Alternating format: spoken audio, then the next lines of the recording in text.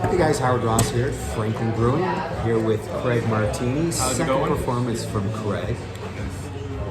What's been going on? How have you been since the first time around? Doing good. I'm looking forward to playing here again. Okay. And I've been just recording stuff and working on new material. And New material? putting some more videos together and trying to book as many shows as I can and just get out there.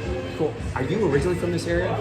I'm actually from, my first place of residence was East Cleveland, like 188 Okay. no. But Then you're born we- and bred Cleveland. Yeah, Cleveland, and then ended up moving out to Vegas when I was 24. I was maybe 23. Okay. What brought you out to Vegas?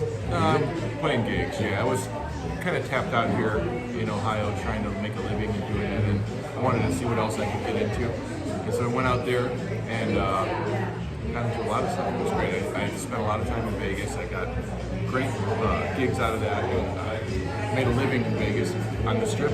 And then did a lot of touring from there too, where I got to know some great guys and got into some situations that sent me all over the place. So that was really good. Dry heat didn't bother you? People always say that. I'm like, hot is hot, isn't it? It's like opening an oven. Yeah. It's still hot. But I don't know. It was always a trade-off to me. It's like, do I hate the heat worse or do I hate the freezing cold worse? And the difference is that the freezing cold lasts way longer than a super bad heat does. Yeah, with the heat you can always take layers off, And everywhere's air conditioned, just like everywhere here has heat. Yeah. It's like you can't live out there without any sort of air conditioning. And so it's that, and then it's really only a couple of months that it's terrible heat like that, where here it's like 6 months of bad, like pretty much guaranteed. Right. Yep. Being a musician, I'm a guitar player as well. Right. Does that affect the instruments and the strings and tuning? Actually, that sort of heat or not? Honestly, it's the humidity that causes the problem. And out there it's really dry. Right. So I didn't have any problems with my electric instruments, Okay. but most guys... I just as we were talking, I'm like, I wonder if that affects it. It does up with acoustic instruments, like my upright bass. You had to have that somewhere where it was humid, otherwise that could crack. Because it's dry. It's so dry. Not too dry. Yep, and a lot of guys have problems like that out there with their acoustic instruments would crack and stuff. And how long were you out there? A total of about 15 years. Do you miss it? There's things about it I miss a lot, and then there's things about it that I don't miss, but I miss the culture of music. And it seems like it started growing. It Because grew. more and more people started leaving California, going to Vegas, it seems like. Well, yeah, you had a lot of great players move there, and then the other thing is like when you're in Vegas and you're playing any gigs there, we always call it kind of like the world stage because everyone knows in Vegas. You have people from all over the world coming to Vegas in front of a lot of worldwide crowd. Where anywhere else that you play, it's kind of not even like that. I can't even think of anywhere else that's like Vegas where people come from all over the world and you know who they're playing in front of. So that was always a really cool element of it. And a lot of the guys, the musician camaraderie there. Everybody had each other's back. A lot of help for each other. Everybody, if you were cool, everybody helped. And of course, you're going to have bad apples no matter where you go. But there was few and far between. And like our musician community here, it's always the musicians are cool and hang and stuff like that. And I do miss the people out there for that, for sure. Do you, what brought you back from Vegas? Health problems. I had a bunch of surgery and stuff. And actually, the last 10 years have been sort of hell when it comes to that. And you know how it is. Then it takes you out of the game for a while, and then you're trying to get back in. And so it's been 10 years. I've been back here 8. But the last 2 years in Vegas were, I was back here all the time. I was having to go to the Cleveland Clinic. And finally just was like, I got to move back because it's just too much going on. And I'm better. I'm okay. I can get back out and I can tour and I can do all the stuff I used to do. I'm just physically more tired than I used to. It takes a toll on me when things go wrong. Like I'm cut open from here to here so many times I've got trains. And so that makes it hard to sing and sort of stuff like that. But otherwise, I'm like way better. Happy to, quite grateful to be here. Yeah, me too. Well, and thank God. So you come back from Vegas, then so you started getting, once you recovered from the health issues, you say, okay, I'm ready to play, I'm ready to go back there. What is... Those kind of just ebbed and flowed, the health thing, and I just took the gigs where I could. And like I still, had a lot of contacts out west still. And I was home for maybe 2 years, and I got a message about doing another G4 with Joe Satriani, and that was really cool. And that's where I met Phil Collins from Def Leppard. It was Warren D. Martini, Phil Collins, Paul Gilbert, and Joe. It was really awesome, and so all the influences of mine. Yeah, and so I got to play bass for those guys, and I got to know Phil on that. And then after the G4 thing, a couple of months later, Phil had reached out and said, "Hey, Joe's doing a G3, and that's like a tour. We go around." He's like, he asked me to go. Would you go play bass? And I was like, "Oh yeah, of course." So that was a cool thing, and that's been since I've been here. And I've been working a lot with Phil over the last few years, writing stuff, and I played with him Delta Beat. Oh, I didn't know like that. That was like a blues project. Yeah, right? yep. And so I'm not like the full. Me and Robert DeLeo sort of pass that gig back and forth. Whenever he's too busy to do it, I'll cover it for him. So it's really awesome. It's a lot of fun. Great people in the band. Debbie Blackwell, the singer, super amazing, and Forrest Robinson on drums. Great, amazing musicians and people. And so that's always a fun time too. So what's next? So you mentioned you're working on some new material. Yep. Do a whole new album, and You know, that's a subjective thing. It's like sometimes you think about, putting a whole album out is cool, but I kind of feel like putting singles out at a time, you get more traction out of it. It's so hard to get anything into a news cycle for more than 5 seconds anyway. you stay on top of people's minds more if you're constantly, hey, I got a new song coming out. Here's a new 3-song EP. Right. A couple months later, here's another new 3 songs. Right, and it takes less time to produce and put together a couple tunes than it does doing an entire album. Right. It's like the whole thing. It takes, and then you put it out, and you literally get about the same amount of time as you do for a single. Right. It's like it's over just as quick. It's like, so it doesn't seem worth putting an album out. I'll put out enough songs that it's an album, but it'll take you 10 months to get it. And I think that is probably the next thing I'm going to do, more songs. And like I said, the main thing I need to do is get out and play more, because trying to get your music heard through like streaming and internet and stuff like that, it only goes so far. And you kind of get clamped off. It doesn't really let you fly just the way that it would. And so playing in front of people makes it completely different. Where it's like, you get to engage with people, you can speak with them, you can, and then it forms something. That's where you can form a bond. I mean, I've always been a big fan of the bands. Like when you go see a band, you feel like it's just like the people in the band, as opposed to the people that are they just stand up there and stare at their shoes or they're too confused. Right. If you have that, you can develop that rapport with the audience from the stage. It just pulls them in, and they want to support you. That's it. They become your teammates, be on your side, and so that's really what the live thing is. It was lacking during the pandemic, because that's really where I started this. Was right when I put this album out.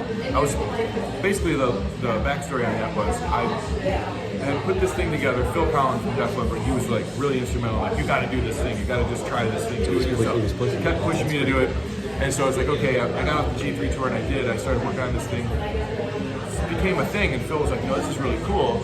And he's like, well, finish your record. He's like, because we're doing this thing after the first stadium tour. We're doing this 2020 Vision tour, and it's Def Leppard and it's ZZ Top, and then we'll have you open with Leppard for ZZ Top. I was like, oh, that's awesome. So we booked it.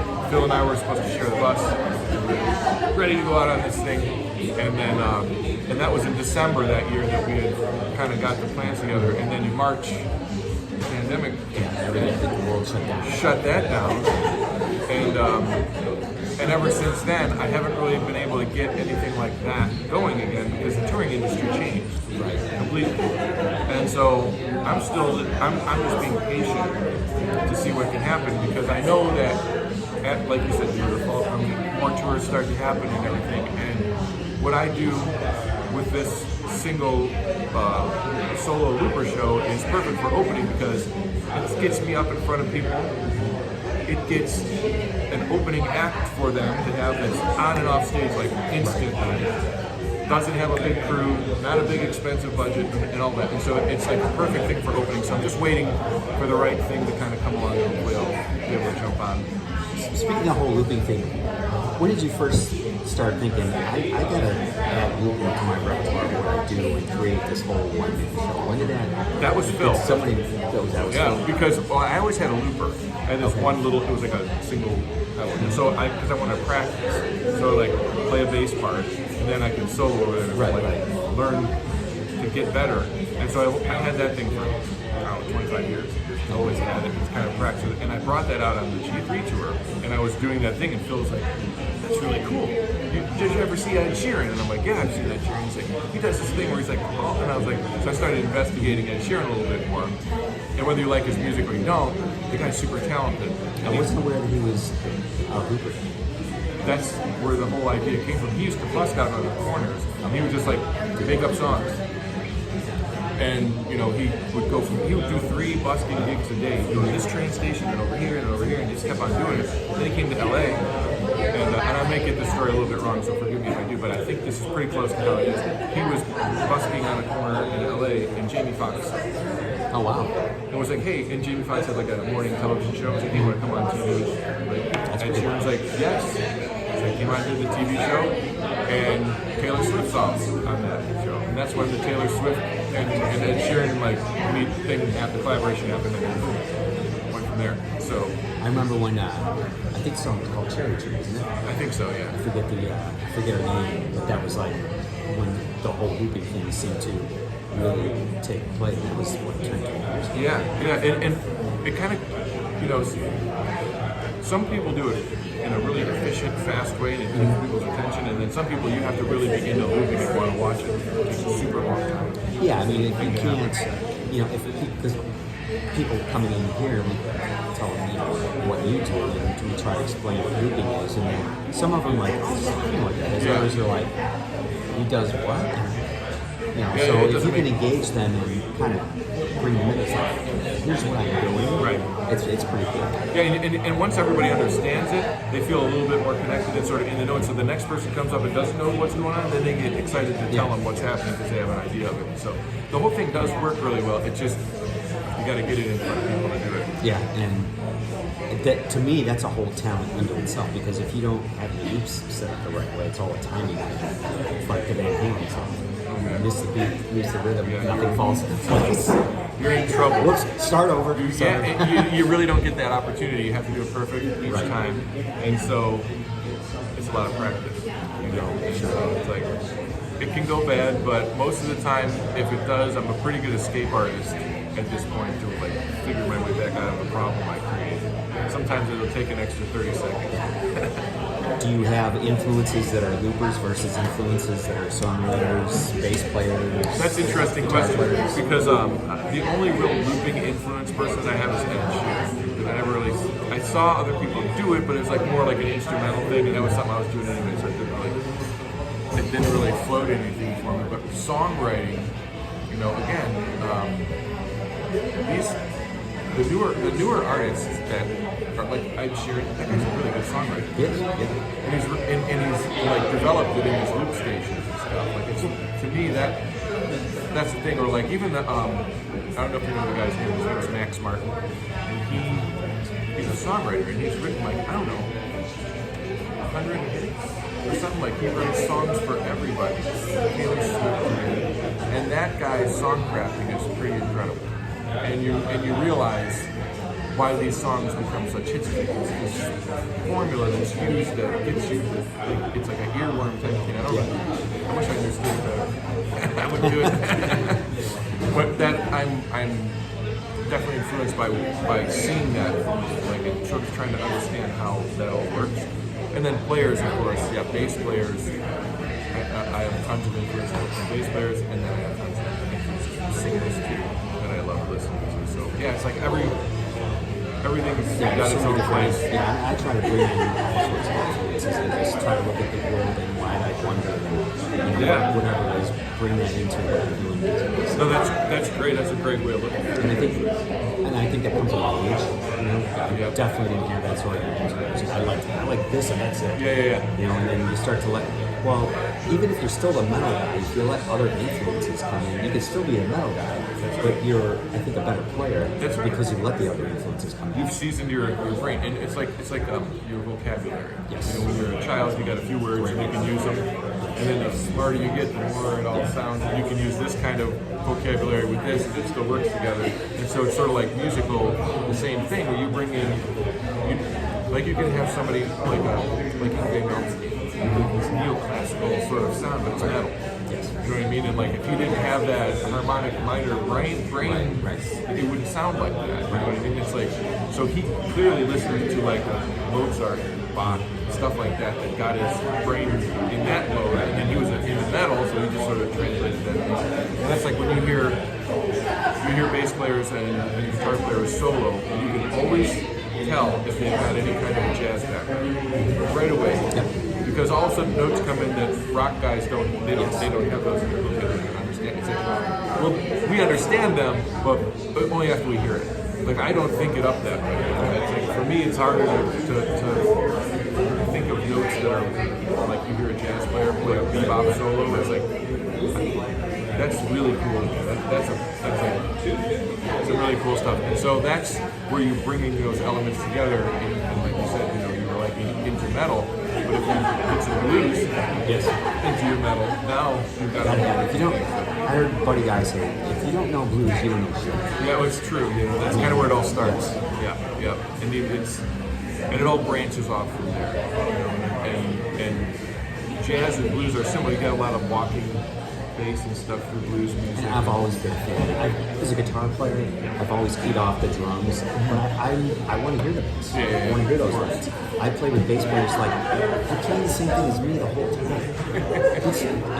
Give it something. That's a good way to learn the song. Right. But if I'm just letting the chord ring, then that's the opportunity for you to throw in a really cool line or do something cool there. And some bass players just don't think about it. Yep. I mean, I'm always of the mindset of, and this is Larry Graham speaking, but if there's a vocal, then I try to get the bass pretty simple. Yeah, you have to serve the song. Yep. But as soon as the vocal's not doing something and somebody else isn't doing something, you use your opportunity or to take the vocal right after the last syllable of the vocal is sung and then tag it with a bass part. Right. That's sort of similar to what was just sung. That's cool. Stuff like that. And I guess you have to really love the instrument to want to get that far into it. You know, but I'm one of those kind of people that like once I know the song, I'm gonna keep trying to find the best thing that I can play. Yeah, I mean, the more you play something, the more you start to feel comfortable with it, and you start to put these little nuances in it that weren't there. Right, you can put your personality into it, and that's key. So, yeah, man. So, some newer material coming out. When do you think? Soon? Months away? I'm hoping. No, definitely within the next couple of months. I have like 7 or 8 songs that are like built. And I like them, but my lyric content is, I don't like it right now.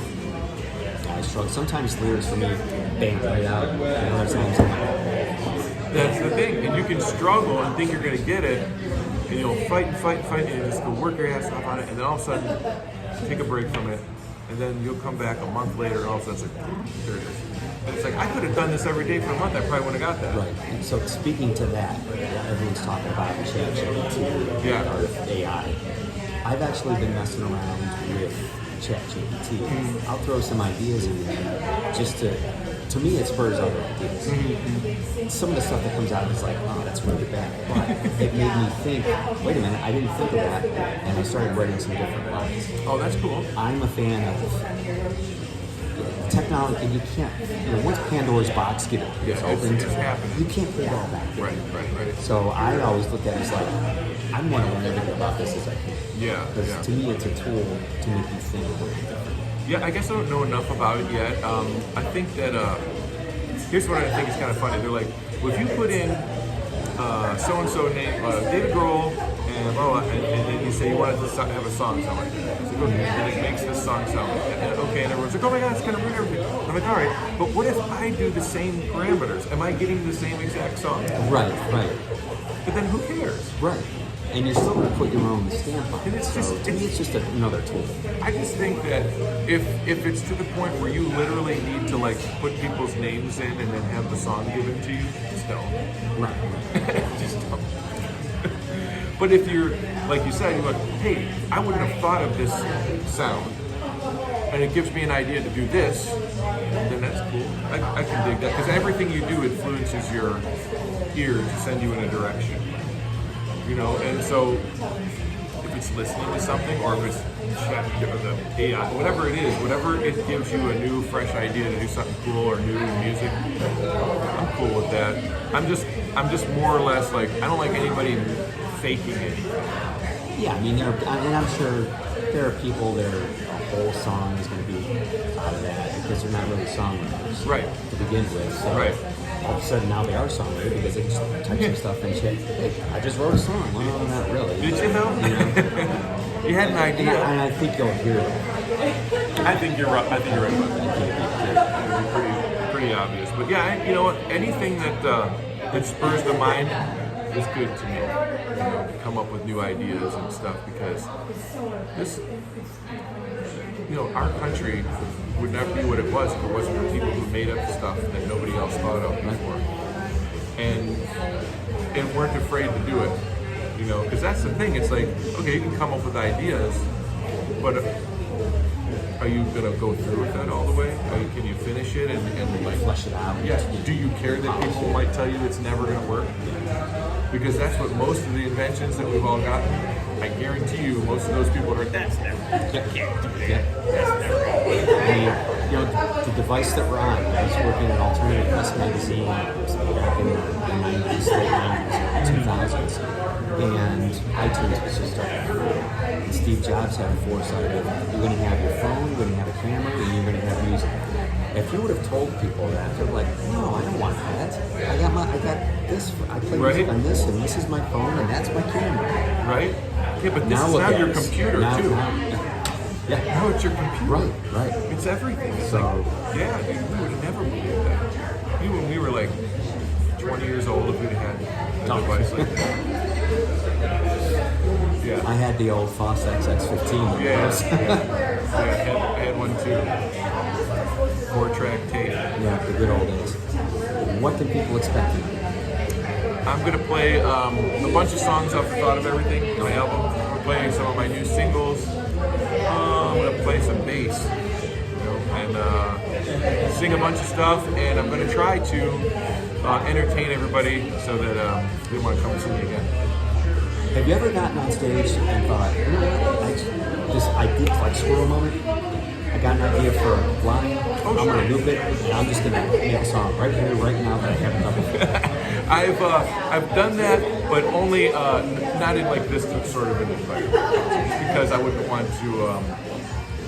I don't want to do something that is could be bad for people who came to see me who were expecting something good. So, It could go so. You just it never could go know. Really wrong or really right. it could, and if you're absolutely certain about the idea, then I guess you could do it and pontificate a little bit. But I think it would be best to maybe write it out first. Just like it popped in my head. Next gig for you is what?